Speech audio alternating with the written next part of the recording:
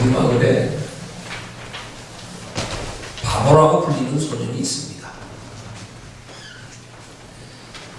동네 아이들이 이 바보 소년을 걸리기 위해서 손바닥에 50원짜리 동전과 100원짜리 동전을 놓고서 그 소년에게 마음대로 집어가라고 하면 이 소년은 항상 50원짜리 동전만 집어갑니다. 어느 날 나는 이 소년의 머리를 쓰다듬어 주면서 가르쳐 주었습니다. 얘야, 50원짜리보다는 100원짜리가 더 크단다. 다음부터는 100원짜리를 잡으려구나.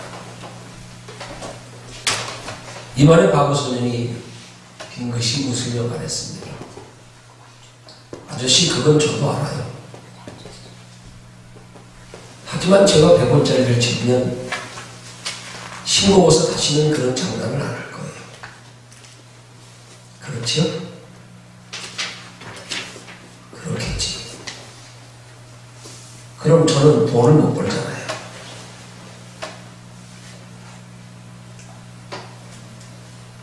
그럼 누가 바보고 누가 똑똑한 사람입니까?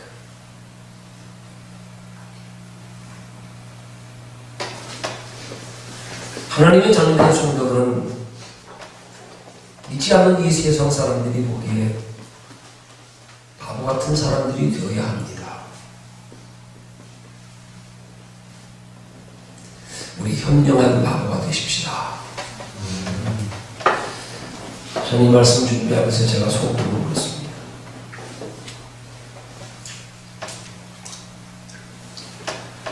바보가 되게 해달라.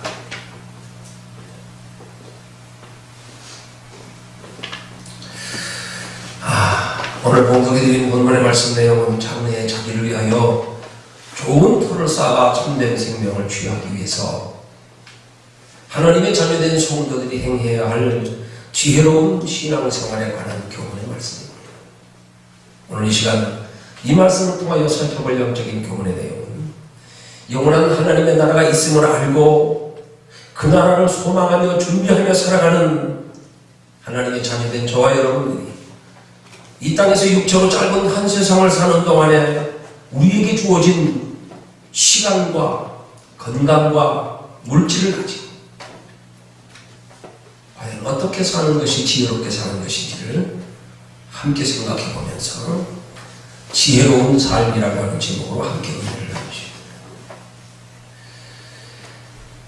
오늘 본문이 시작되는 17절에서 주님은 우리에게 말씀하시기를 정함이 없는 재물에 소망을 두지 말고 오직 우리에게 모든 것을 후히 주사 누리게 하시는 하나님께 소망을 두라고 말씀합니다.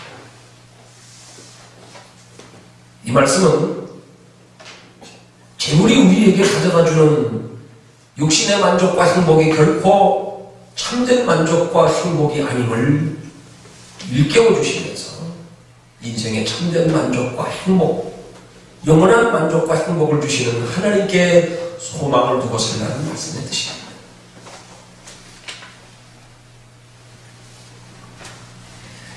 재물과 연관된 성도의 신앙의 모습을 보면 크게 세 가지 유형으로 나눌 수가 있습니다.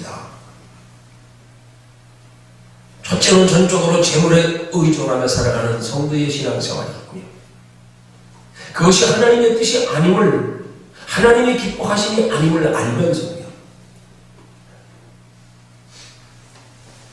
두 번째로는 하나님의 뜻을 어겨가면서까지는 재물을 구하지 않지만 그러나 은연중에 재물에 의존하여 신앙생활하고 있는 성도들이 있고,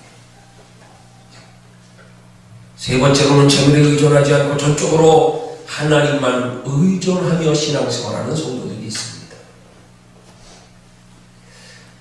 저와 여러분 각자가 과연 내 신앙은 어느 단계인가 한번 돌아보기를 원합니다. 내 신앙은 어느 단계인가?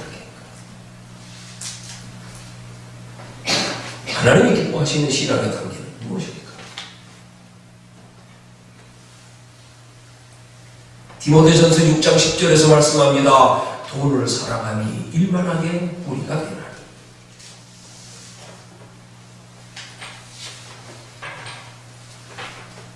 돈을 사랑한다는 말의 원적 의미는 우리는 돈을 사랑할 수밖에 없습니다. 사랑한다고 하는 것은 곧 소중히 여기는 겁니다. 그렇지만 오늘 본문에서 말씀하는 돈을 사랑한다는 말은 우리가 돈을 사랑하는 것이 하나님보다 더 사랑하는 것을 가르쳐 표현하는 말씀입니다. 우리가 돈을 사랑하며 소중히 여기되 그 돈을 하나님보다 더 사랑하며 소중히 여기는 것이 일만하게 무리가 된다. 죄는 거기서부터 시작된다. 그런 의미입니다. 아무리 우리가 하나님의 뜻을 알고 죄를 안 지으려고 노력해도 근본적으로 우리가 하나님보다 돈을 더 사랑하고 더 의존하며 소중히 여기면 우린 죄 지을 수밖에 없습니다.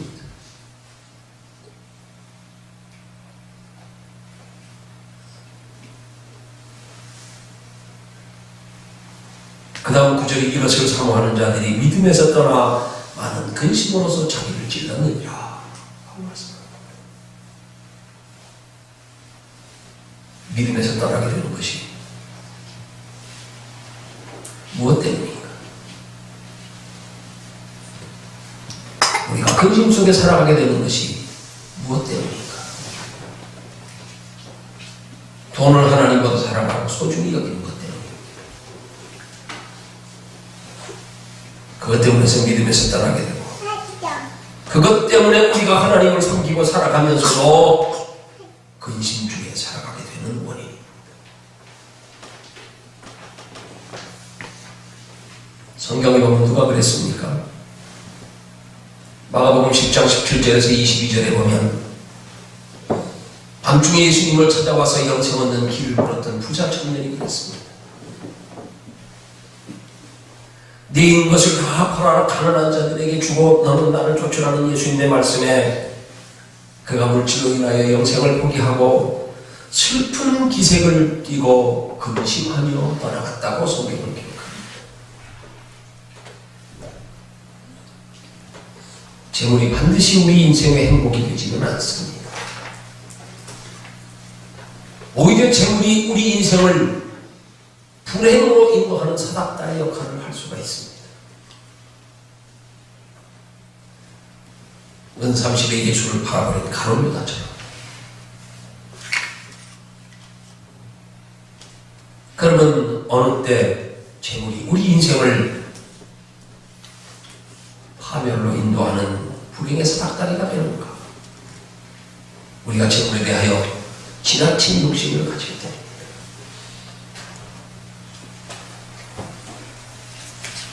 그러면 성도에게 있어서 재물에 대한 지나친 욕심의 기준은 무엇일까요? 이 지나친 욕심의 기준은 믿지 않는 세상 사람들과는 달라야 합니다. 분명히 달라요. 그 기준은 바로 영혼입니다. 영혼이 기준입니다. 내가 재물을 구하되 내 영혼의 해가 되어가면서까지 재물을 구하면 그건 지나친 욕심입니다.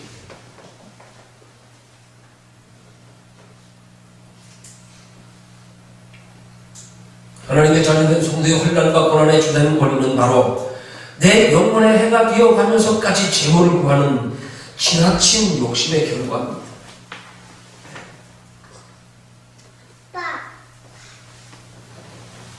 성도의 주의 기준은, 성도의 주의 시작은 영혼보다 재물을 더 사랑하고 소중히 여기는 마음에서부터 시작됩니다. 그래서 디모데전서 6장 10절을 통하여 하나님은 우리에게 말씀하기를 돈을 사랑함이 일만하게 뿌리가 되나니 이것을 사모하는 자들이 미혹을 받아 믿음에서 떠나 많은 근심으로서 자기를 찔렀도다 하고 말씀합니다.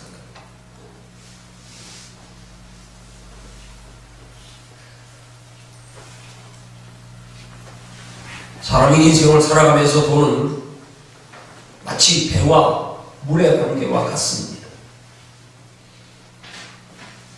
배는 물이 있어야 움직일 수 있습니다. 배는 물이 있는 곳에서 자기가 원하는 곳에 갈 수가 있습니다. 배는 물이 없으면 움직일 수 없고 물이 없는 곳은 가고 싶어도 못 갑니다. 그러나 물이 배에 들어오면 배는 가라앉습니다. 물로 인하여 배만 가라앉는 게 아니라 배에 타고 있는 사람들까지 다 가라앉아 죽습니다. 배를 움직이기 위해서는 물이 필요하지만 물이 배 안에까지 들어오게 해서는 절대로 안 됩니다.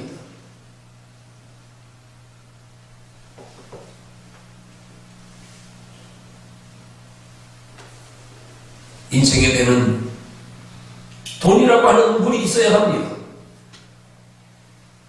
그래야 나 하고 싶은 것 다 할 수 있고요.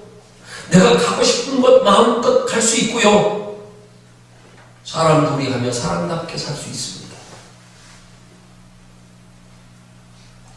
그러나 우리 인생의 배 안에 돈이라고 하는 물이 들어오면 우리 인생은 불행해지는 겁니다. 파멸입니다. 영혼의 파멸입니다.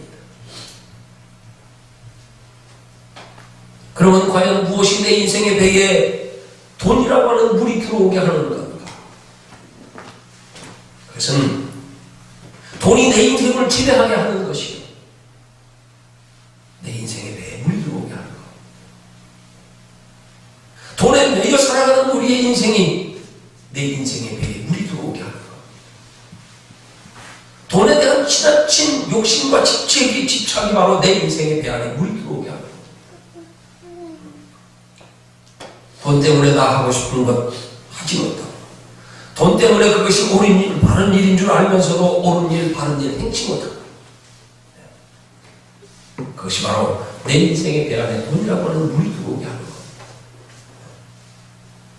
영적으로 적용하면 돈 때문에 우리가 영원한 하나님의 나라가 있음을 알면서도 그 하나님의 나라를 준비하며 살아가지 못하는 것이 바로 성도로서 내 인생의 배 안에 물이 들어오게 하는 겁니다. 돈 때문에 그것이 하나님의 기뻐하시는 일인 줄 알면서도 하지 못하는 것이 바로 성도로서 내 인생의 배 안에 물이 들어오게 하는 겁니다.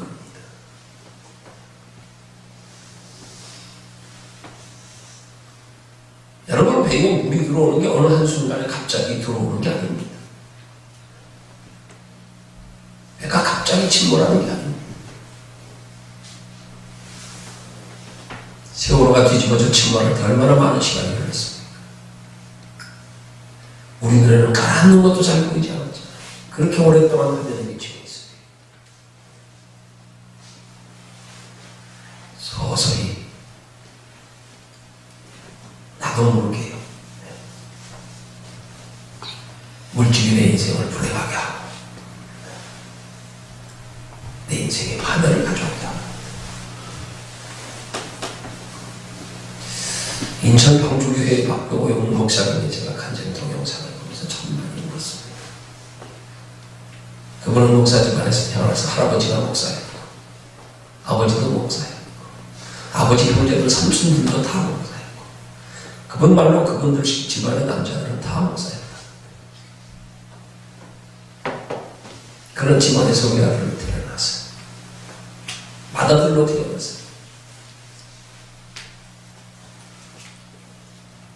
아버지가 목회하는 교회의 성도들과 또 목사님들의 모습을 보고 자라면서 그 안에서 교인들이 다투고 싸우는 모습을 보면서, 아니야, 하나님은 없어. 없어. 절대로 없어. 있으면 이럴 리가 없어.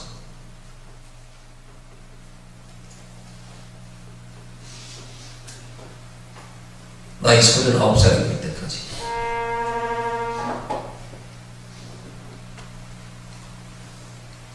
부모님들 때문에 교회를 나갔지만 하나님을 부인했다는 거예요. 39세까지 의사가 되어서 잘 나가다가 어느 날 그의 인생에 하나님을 만나게 되고 그에 있던 전 재산의 30억을 하나도 한 푼도 남김없이 다 가난한 사람들에게 나누어주고 개척교회하는 목사님들에게 다 나누어드리고 맨몸으로 노숙자들과 함께 생활을 시작했습니다.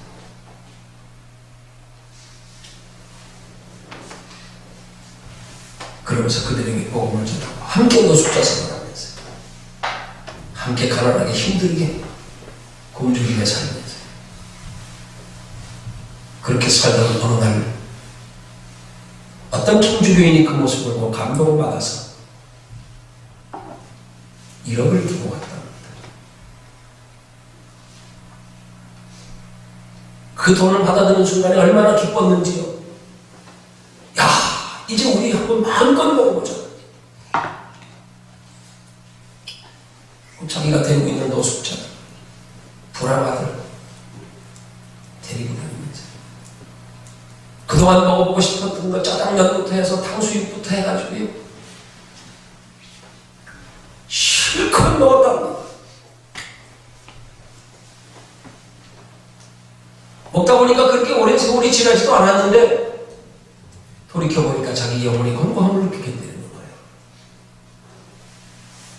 아, 이것 때문에 신앙생활을 소홀히 하고 이것 때문에 내 기도가 짧아지는구나. 그걸 깨닫는 순간에요. 그 돈을 가져다가 도로 주었답니다.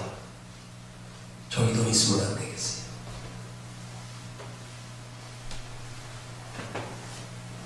길게 얘기하지는 않겠습니다.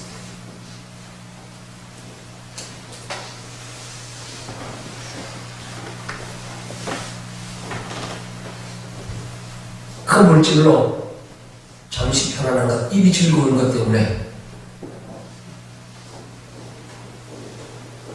영혼의 건강을 느끼고 도로 버렸다는 이야기.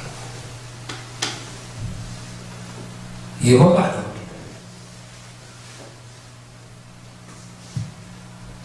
지금도 그분은 그렇게 살고 있더라고요. 아마도 지금쯤 작정한 대로 은퇴해서 저 아프리카 오지의 사람들 그들에게 아마 떠났을 것 같아요.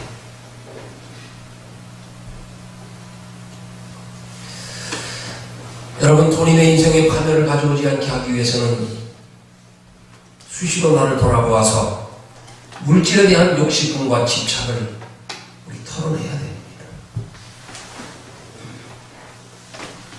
그것 때문에 우리 인생이 불행해지지 않게 해요. 우리 영혼이 파멸에 이르지 않게 해요. 거기에 매여 살다가 인생 끝나면 그게 영혼의 파멸인 겁니다.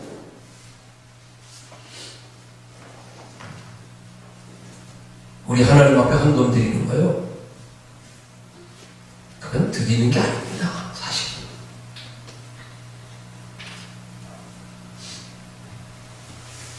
하나님은 우리에게 물질을 필요로 하지 않습니다.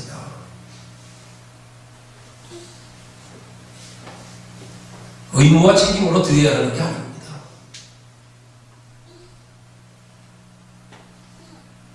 하나님의 자녀된 성도에게 있어서 물질의 드림은 물질에 대한 나의 욕심과 집착을 털어놓아 버리는 행위인 겁니다. 내 욕심과 집착을 털어내는 훈련입니다. 연습입니다. 아, 욕심 좀 버리자. 집착 버리자. 아, 이 돈이 있으니까 안 되겠다. 내 신앙생활이 소홀해지는구나. 영혼이 메말라가는구나. 털어버리는 훈련입니다.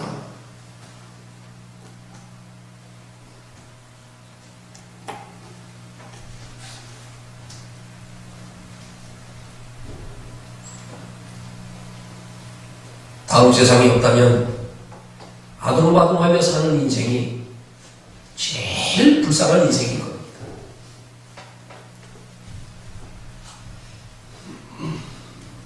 이소부에 나오는 개미와 배짱이가 여름 한철이 그들의 인생의 전부라면 개미와 배짱이 중에 누가 불쌍한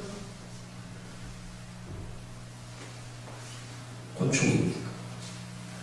누가 더 지혜롭게 산 겁니까? 배짱입니다. 그렇다면 개미만큼 어리석고 불행한 인생이 없는 겁니다.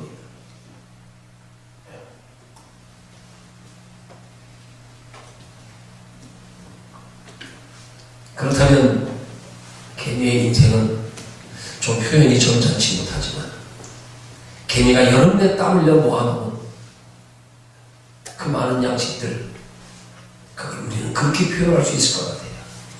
아꼈다가 똥 됐네.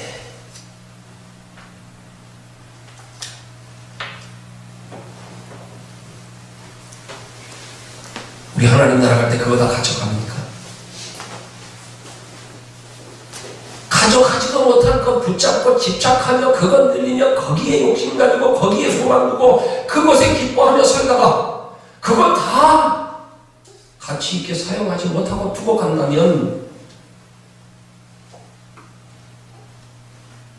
다음 계절도 없는데 한여름 동안 땀 흘려 열심히 모아놨다가 끝나버리면 개미 인생과 똑같은 거예요. 에이, 바뀌었다가 또 내네.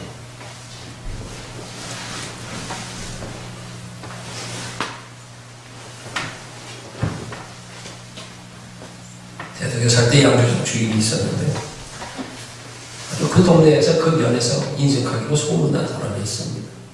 제가 대덕에 살았으니까.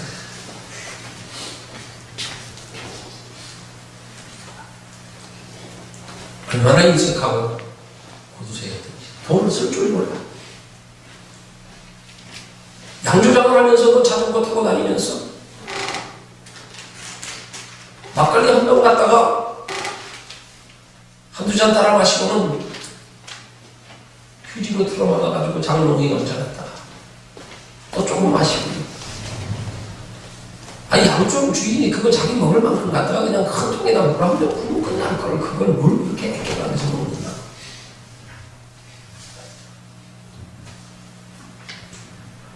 어느 날 그 자기 양조장 앞에서 자전거 타고 길 건너다가 교통사고 나서 죽었습니다. 네.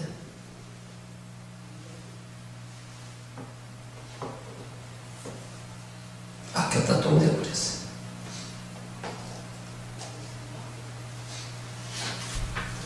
우리 조금 더 하다가 결국 쓰지도 못하고 남겨놓고 가는 어리석은 인생 되지 말고 그것으로 자식들을 불행하게 하고 형제간에 의상하게 하지 말고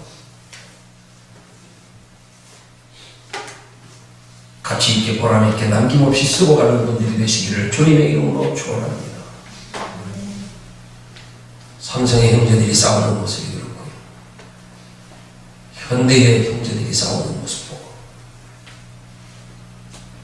우리 느끼는 건 없습니까? 그 많은 재산에 뭐가 부족해서 그렇게 재산 싸움을 해야 되는지.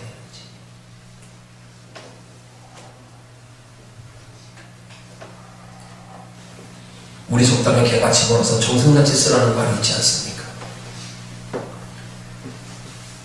그 속담의 뜻은 돈 벌 때는 직업에 귀천을 가리지 말고 전한 일을 하면서라도 열심히 벌고 쓸 때는 떳떳하고 보람있고 가치 있게 씀을 비유적으로 이루는 말입니다. 돈 쓸 줄 알아.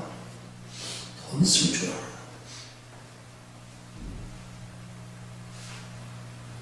벌기는 잘 버는데 쓸 줄을 모르는 사람을 일컬어 졸부라고 말합니다. 나를 위해서는 아낌없이 잘 쓰는데 남을 위해 쓸 줄 모르는 사람을 졸부라고 말합니다.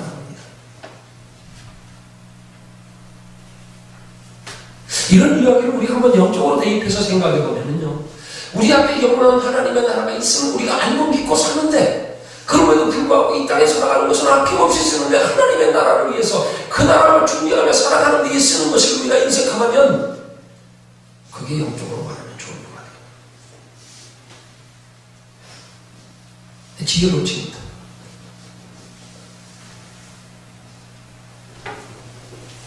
마태복음 6장 20절에 우리에게 가르쳐 교훈하잖아요. 오직 너희를 위하여 보물을 하늘에 쌓아 거기는 종이나 등록에 의하지 못하며 도적의 구멍을 뚫지도 못하고 도적질도 못하느니라. 한마디로 이 땅에 사는 동안에 우리에게 주어지는 시간, 건강, 물질 가지고 지혜롭게 살아라. 하나님의 나라 준비하며 살아라. 그런 말씀의 뜻이겠지요. 왜 우리가 그렇게 못 삽니까? 욕심 때문에, 집착 때문에.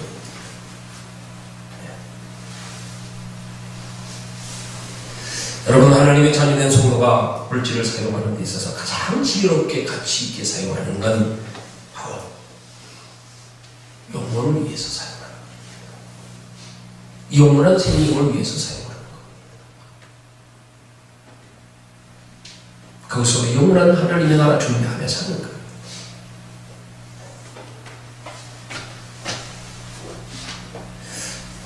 종종조라고 하는 사람이 길가의 돌이라고 하는 글을 인터넷에 올렸더라고요. 아마도 그분은 예수 믿는 분 같아요. 예수 믿으면서 그가 믿는 사람답게 살지 못한 자신의 모습을 자책하면서 아마 쓴 글이 아닌가 그렇게 생각이 됩니다. 잠깐 소개합니다. 내 주고 하나님 앞에 설 때 여기 세상에서 한 일이 무엇이냐 한 사람 한 사람 붙들고 하나님이 물으시면 나는 맨 끝줄에 가서 설 거야. 그 다음에 차례가 오면 나는 슬그머니 다시 끝줄로 가서 또 설 거야. 아무리 생각해도 나는 세상에서 한 일이 없어. 끝줄에 가서 서 있다가 어쩔 수 없이 마지막 내 차례가 오면 나는 울면서 말할 거야. 정말 나는 세상에서 한 일이 아무것도 없습니다. 그래도 무엇인가 한 일을 생각해 보라시면 마지막 때 울면서 대답할 거야. 길가에 돌 하나 주워서 심장으로 끝에 옮겨 놓은 것밖에는 한 일이 없습니다.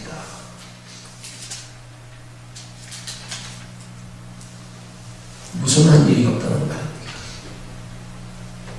남을 위해서 한 일이 없다는 말입니다. 나를 위해서는 얼마나 많은 일을 했습니까? 열심히 땀 흘려 돈 버느라 자식들 키우느라 남에게 뒤처지지 않으려 나도 행복하게 살려고 얼마나 많은 노력을 했습니까? 나를 위해서 한 일은 아무리 많은 일을 했어도 아무리 좋은 일을 했어도 아무리 큰 일을 했어도 알아주는 사람 없습니다. 칭찬하는 사람 없습니다. 존경하는 사람 없습니다.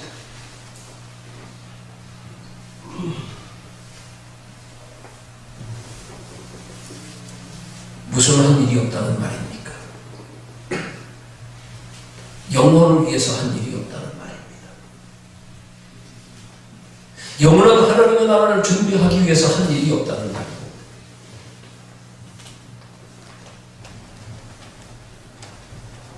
육신을 위해서 한 일은 아무리 많은 일을 했어도 하나님 나라에서는 상이 없습니다.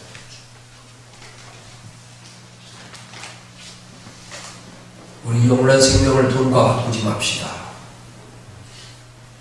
오히려 돈을 영원한 생명과 바꾸는 지혜로운 분들 되시기를 주님의 이름으로 축원합니다.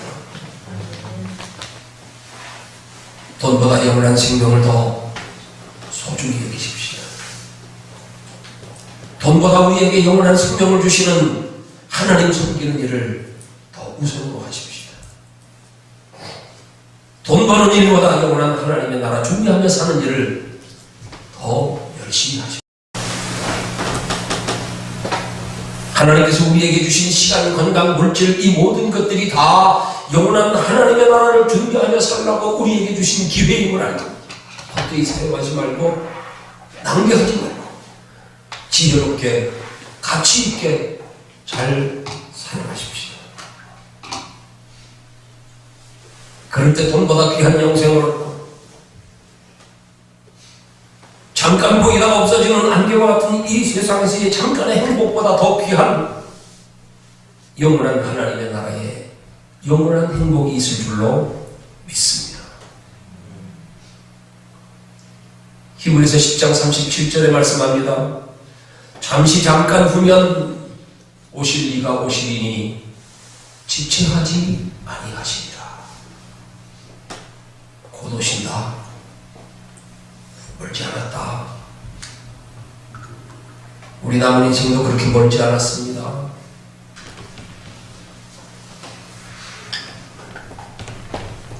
돌아보면 살아온 지난 날들이 잠깐이었던 것처럼 하나 남지 않았습니다.